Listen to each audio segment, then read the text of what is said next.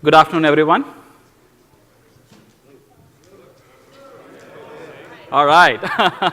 I know it's getting towards the end of a very long day, and you're all looking forward to the keynote tomorrow morning. But we promise to make this as interesting for you, and hopefully this is exactly what you came looking for. So my name is Vijay Natarajan, and I'm a Principal Product Manager in the Amazon DynamoDB team. And what we have here in this session is you can see how Samsung essentially migrated from Cassandra to DynamoDB for their Samsung Cloud Service. We have Sankpal Kim, who is visiting us from South Korea, and he will walk through, give you the overview of DynamoDB, as well as how the team leveraged the AWS guidance on best practices for the migration.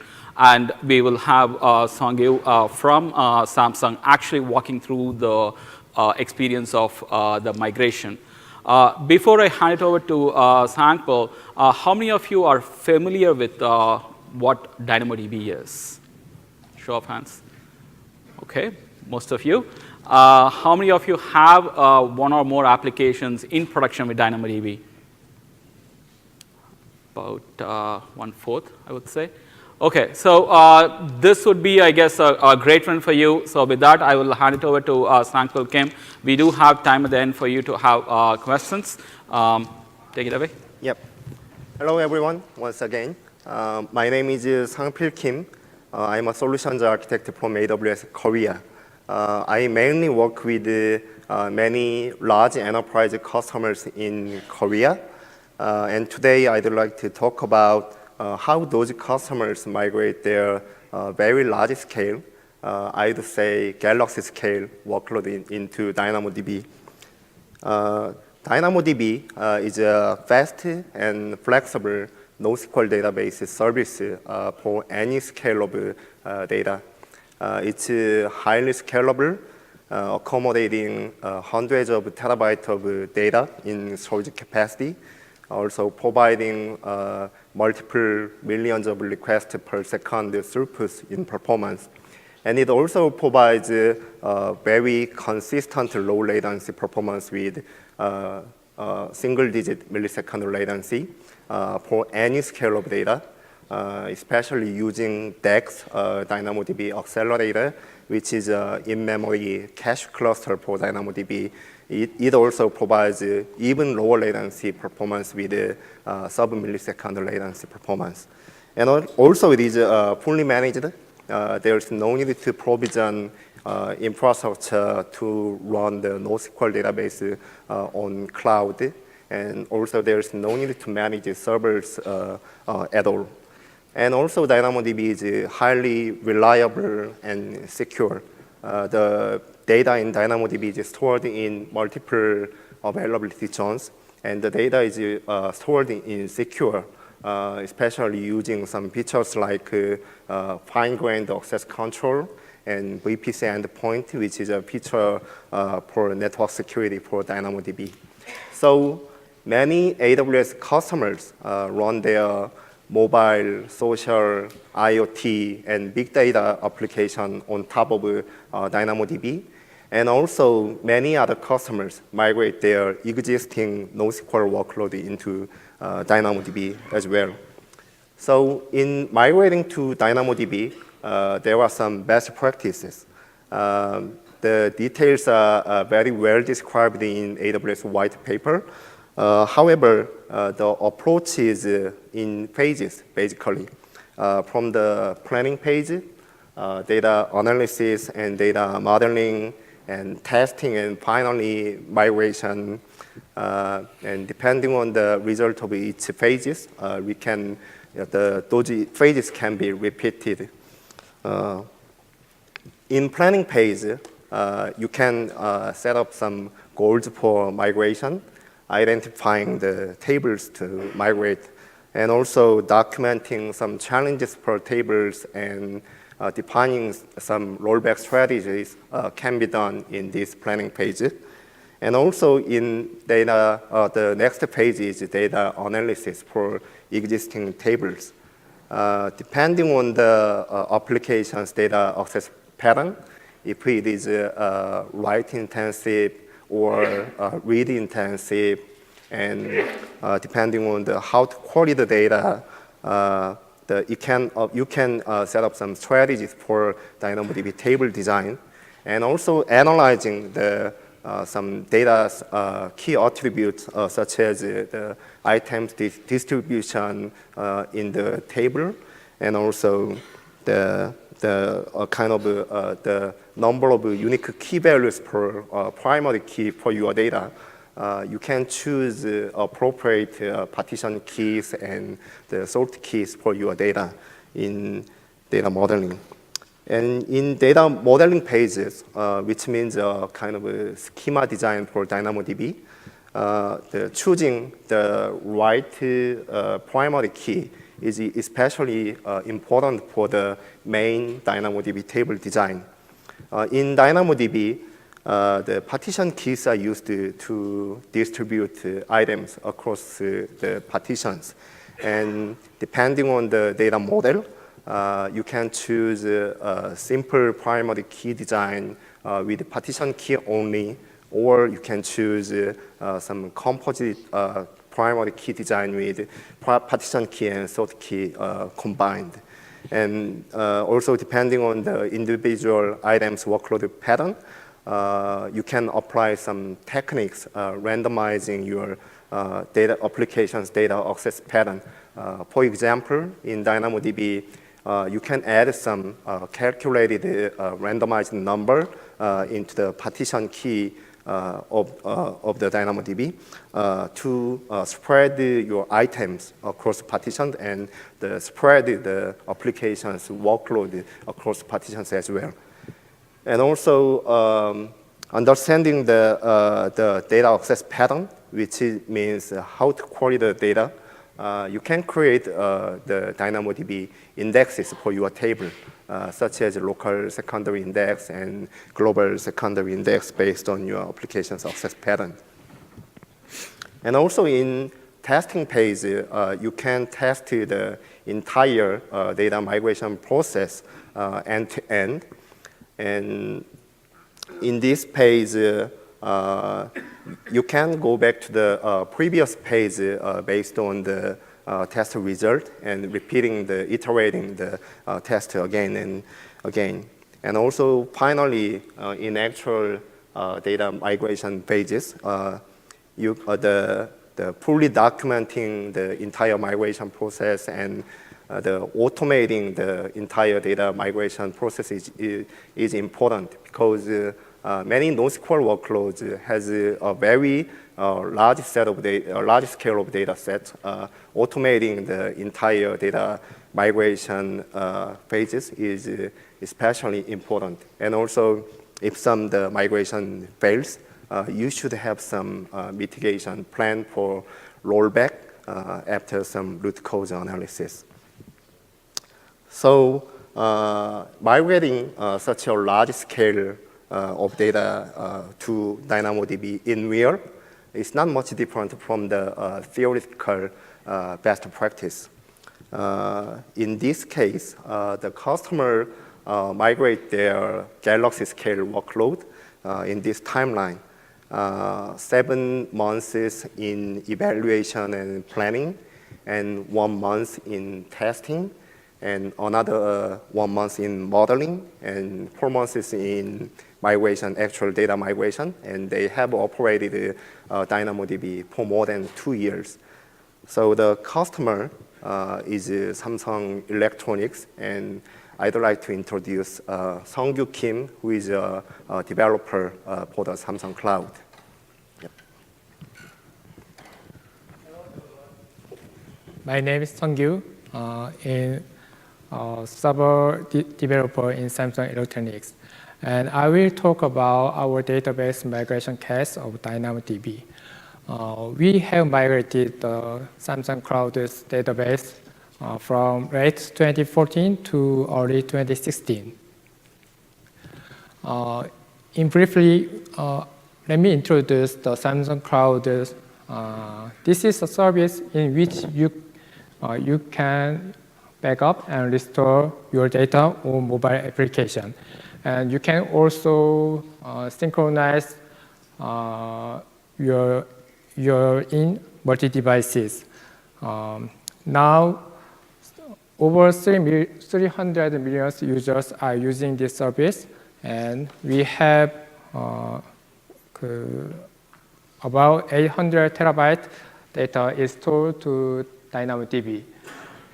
The contents of backup, restore, and sync are various, such as app data, contacts, photo, and videos. And we also provide drive service. You can upload to Samsung Cloud up to 15 gigabyte memories for free. We are providing this service by using the DynamoDB. As our user increase, the amount of DynamoDB usage is significantly increased. Nowadays, we have about 500 tables, and we are using 3.5 million read capacity unit and 3 million write capacity unit in total.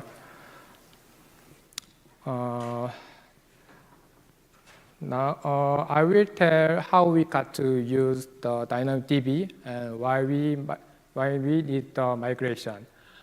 By the end of 2014, we were using the Cassandra for storing our data. And we have over 100 instances of i2-8X i2-8X consists of 32V CPU,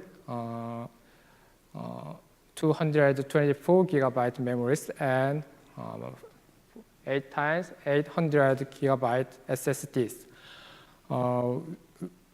Because our users are increasing gradually, so the cluster of the Cassandra had to be bigger. We worried about our cost and stability, so we had to find a new NoSQL in which we could storing our data in securely, in stable, and inexpensively. At that time, we also considered that the Couchbase and the MongoDB, but DynamoDB is the best to meet our requirements. At the beginning, Mr. Sangpil has told about the characteristics of DynamoDB. I will told it again with our requirements. In terms of performance, we had to be able to process many requests at the same time. DynamoDB was provide. DynamoDB has no limitation regardless the amount of data and transactions. In terms of reliability, it is necessary to provide availability and durability of S3. DynamoDB, to maintain high availability, DynamoDB replicates data to 3 facilities automatically. And we also should be able to do backup and recovery. DynamoDB provides a feature of export-import as a full backup. And we also wanted to manage an authority, history of access, and data encryption. DynamoDB was provide many kinds of service like IAM and key management service in Amazon Web Service. About cost, we wanted to reduce the cost. So we changed the type of instance from i2-8X to C4-8X. The type of C48X large is has lower transfer speed, but it is enough to read and write for us. So as the result, we can save 50% cost savings. And at this point, as data grows, the storage capacity of instance are more important than IOPS. We have already saved some cost, but we anticipated more savings if we use the DynamoDB.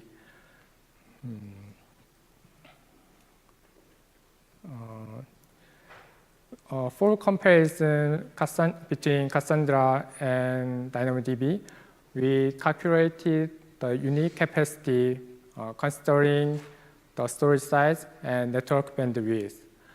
As a result of calculation, we expected to reduce the 90% cost saving, but it was a really great count. But actually, in reality, we could not be utilized full of provisioning capacity. So it seems that we expect to save the cost to level 60 to 70%.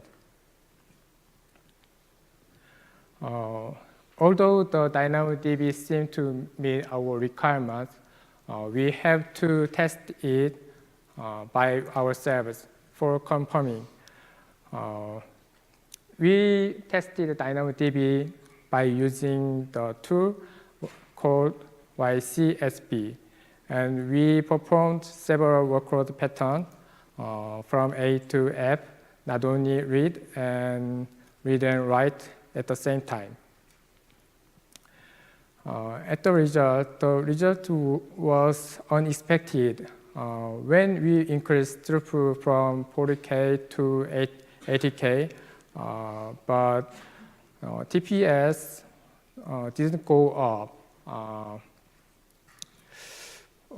We checked the environment, and the only D pattern,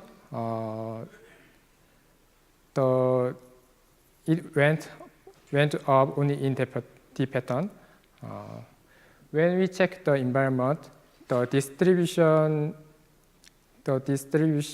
setting, it was GPN.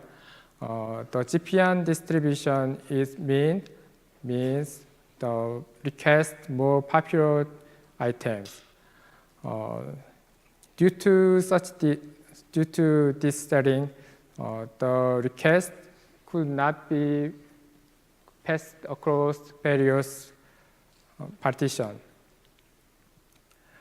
So we changed the setting to uniform, and we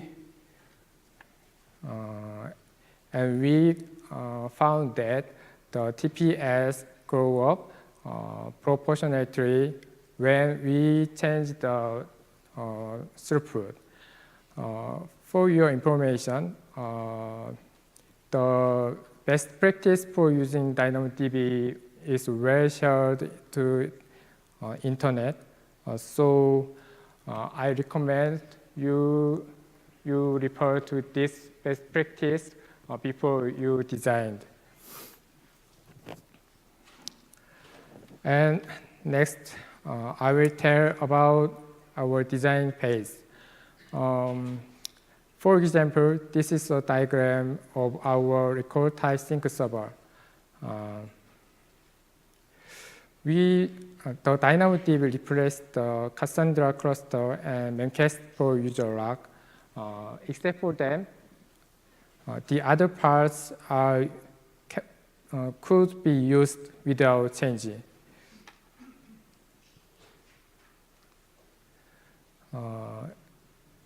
We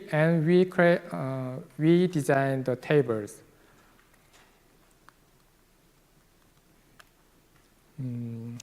we set the partition key and sort key to compose key and record ID respectively. The user ID is random alphanumeric, so we thought it would distribute the data evenly according to each user. And service ID is unique value per service, so also we thought it helped to distribute the data across the service. But it is clear that in this structure, the service larger become the larger, the table become the larger, and then the table will become more dense, and it could cause sorting later. So when you create a table, I recommend consider the expected size, total expected size, and when you choose a priority key, I recommend to the hashed value to priority key to avoid the spike partition. In case of contents tables, we use partition key and sort key to user ID and record ID. We separated the tables by its content, so we can manage the capacity according to the popularity of the contents. For example, the more popular table can have large capacity, and less popular table can have smaller capacity. And we set the local secondary index. The local secondary index is the feature to sort the data by adding only another sort key. And next, this is a data migration page. First, we had a very large amount of data and many users. Full migration was impossible.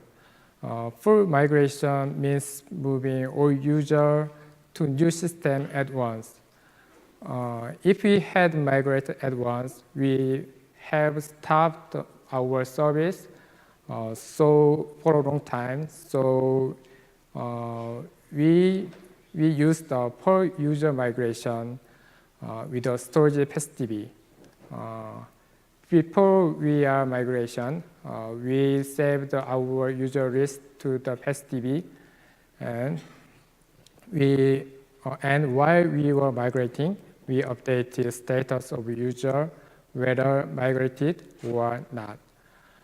When user requested, we looked at the value of in the PassDB, and we sent the request to old Cassandra or passed to new DynamoDB. In this way, we were able to minimize the impact of migration. But there was a challenge during the migration. We have not been able to utilize fully provisioning capacity. We had experienced a spike workload pattern when writing items and batch deletion. For example, thousands of items of a user were gathered into only 2 or 3 partitions. It seems that it is easy to make a spiky partition because one user's entire data is moved at once. So we try to find an appropriate load value. We request more frequently instead of reducing the number of items transferred at once. As a result, sorting had been reduced by 90%, and the provisioning capacity could be used up 80%. And after migration, there was an unexpected challenge during operation. At the time of migration, we increased capacity much to maximize the speed. But starting the operation phase, we reduced the capacity as much as we needed. And the capacity allocated per partition was too small. We didn't know about the limitation that automatically increased partition in capacity increasing does not decrease even if capacity is decreased again. You should be aware of this when you're preparing for migration. When we back up for very large tables, we failed to export or import it. So we used our one solution, our one custom EMR tool to back up our data. So we have done the DynamoDB migration for over a year and have been running this system for about 2 years now. As a result of this migration, we have saved about 40% cost savings. And during our service had increased to large scale, we have been able to provide stable service and manage a constant cost.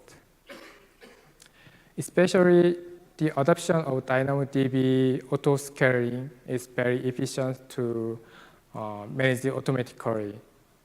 Above all, we have not experienced any corruption or loss for billions of items. And lately, we were able to strengthen security by using VPC endpoint. The last phase of my speech, through the migration, we think that total cost of ownership has significant impact on technology adoption. And as data grows, instances are used for storage rather than IOPS. And provision throughput might not be fully utilized. Consider how you can utilize at a high rate. I recommend to refer the best practice to design your table or priority key. If you use a hashed value for a priority key, I think it will help you to distribute data evenly. And consider the total expected size of the data table. If you use the storage PassDB and migrate per users, it will be a good method to minimize the impacts of a migration. To avoid a spiky pattern workload, you would need to handle a workload. Finally, be aware that excessive capacity increase can have adverse effects. Thank you for listening. And next is Q&A time.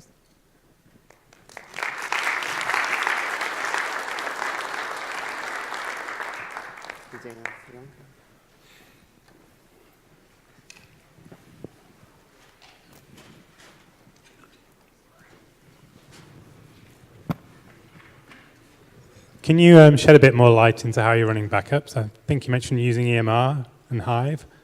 And how long do the backups take for the volume of data that you have? Yes, when Samsung migrated to DynamoDB at first, Samsung used the export and import tool provided by DynamoDB itself. However, because in some regions, the DynamoDB export and import the feature is not provided because of some the DynamoDB export import internally use the feature of the data pipeline, and the data pipeline is not available in all public regions. So Samsung had to use EMR to manually back up from reading from the existing DynamoDB table, saving into the S3. Yeah. Do you do a full backup every day? Yes, basically the EMR backup is a full backup. Yep. And how long does that take to run, and how much data do you have? Depending on the table's storage capacity size, and also depending on the read capacity provisioned for the backup into DynamoDB, and also the size of the EMR cluster and the instance types of EMR cluster affects the speed of DynamoDB backup. So for the after a lot of optimization for the largest table with hundreds of terabytes, they can back up within more than 24 hours. Yep.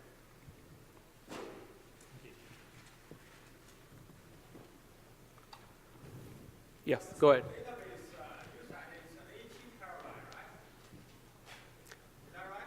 For no, actually, in total, the DynamoDB table storage capacity is more than 800 terabytes. 860 terabytes, and it's increasing steadily. You back up the 800 terabyte every day, right? No, actually, the Samsung has more than 500 DynamoDB tables, and in total, the capacity is more than 800 terabytes. And Samsung actually does not back up all the tables, depending on their internal SLA for backup and restore. They back up some of them.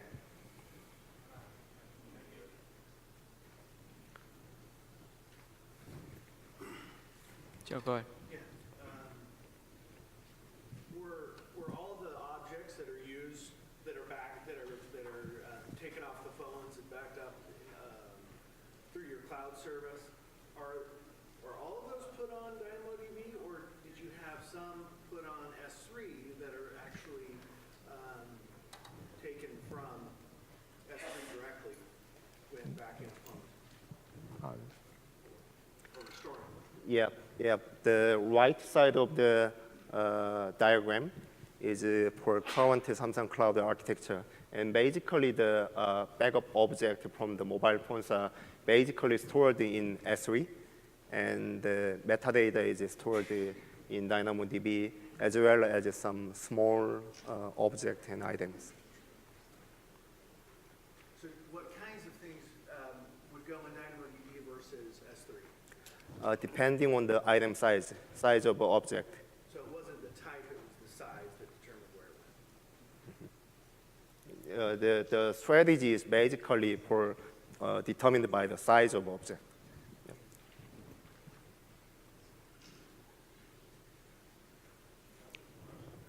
I know that you use random keys to partition the data. You use three composite keys, right?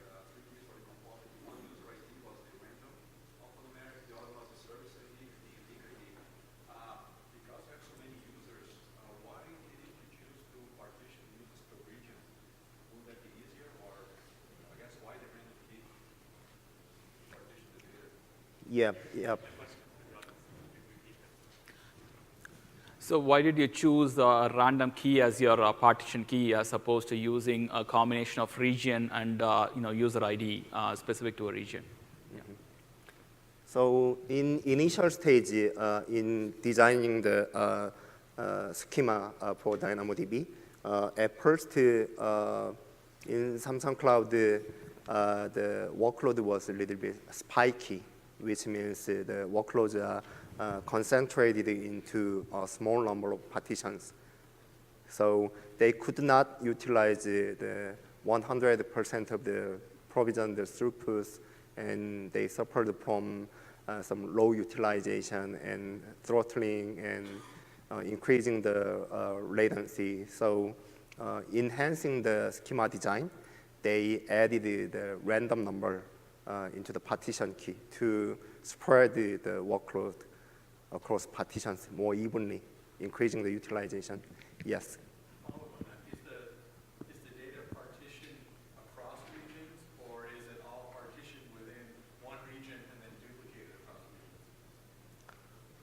regions? Okay. 그 데이터가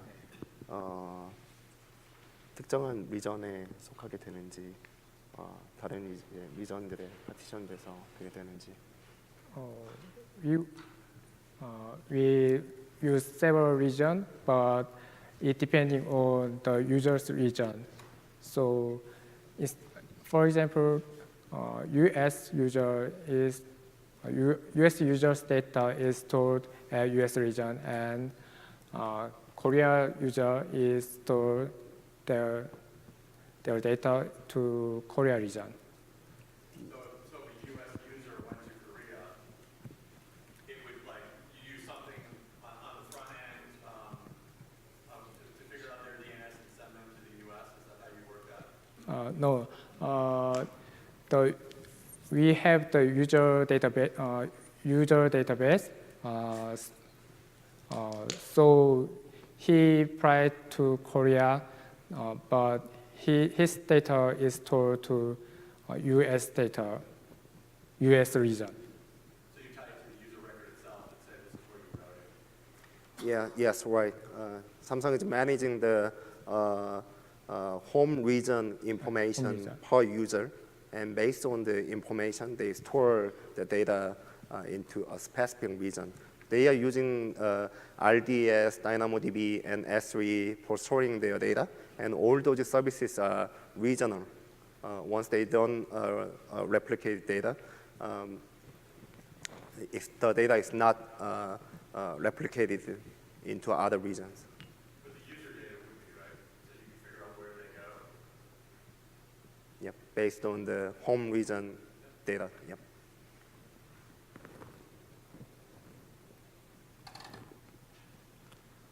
Did you mention at the end that you're using auto-scaling now for some of your tables, and how have you found that? And are there any pitfalls that you've experienced from allowing the scale to grow and then maybe go back down if you have spiky workloads and then you have diluted partitions again? Have you hit any issues like that? Basically, how did you handle the different scale of workload as it basically scales up and scales down? How did you deal with that? Yeah. So whether you're actually taking advantage of the new auto-scaling features, where you can basically say, it will scale to this extra capacity based on the consumer capacity? Yeah. So do you entirely rely on the auto-scaling feature functionality, or you anticipate certain workload and adjust your provision capacity depending on the workload that you expect? Yes. It's more about the operation and management for DynamoDB. At first, DynamoDB didn't support auto-scaling when Samsung migrated into DynamoDB at first. However, at that time, they had some dedicated system administrator monitoring the utilization and throughput, and they dialed up and down depending on the workload. However, they are now using the auto-scaling, and actually there's no almost zero administration for managing the throughput. And do you use auto-scaling for all of the tables? No, all of the table. Some tables we use auto-scaling. Okay. What are the challenges you faced migrating from Cassandra to the data model Cassandra to DynamoDB? Specific to the schema structuring and everything, is it very straightforward, or did you have any challenges? How did you resolve them? Any other question? 마이그레이션 중에 챌린지 같은 것들이 어떤 게 있었는지. Specific to data modeling and schema changes. 여기 설명된 거 말고요. 여기 설명된 거 말고. 아까 온라인 스키마 부분을 좀 설명해도 될 것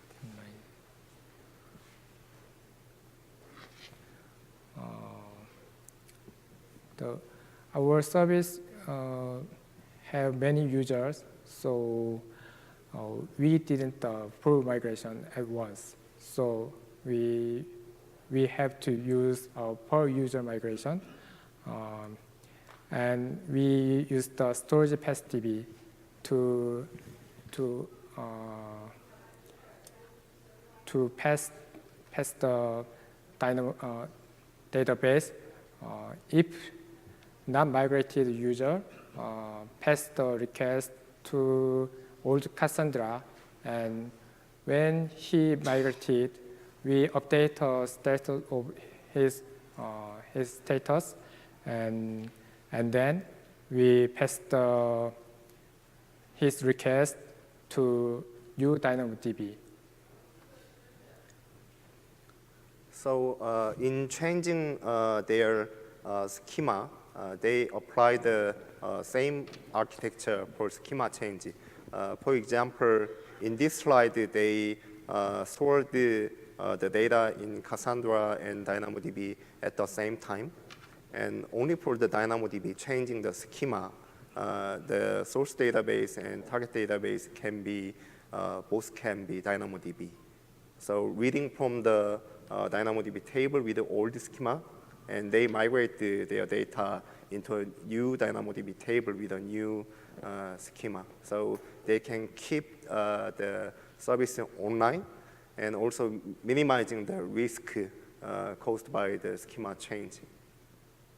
Do you have time series data in your time series information communication? Actually, the Samsung Cloud workload is the application is basically for backup and restore for mobile phone users, and the data is not quite much time series there. Sync server. We have time series to sync server, so we set the local secondary to sort the data by the timestamp.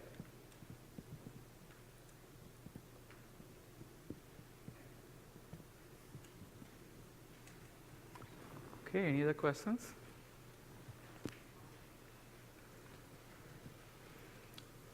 Okay, thanks everyone for your time. Thank you.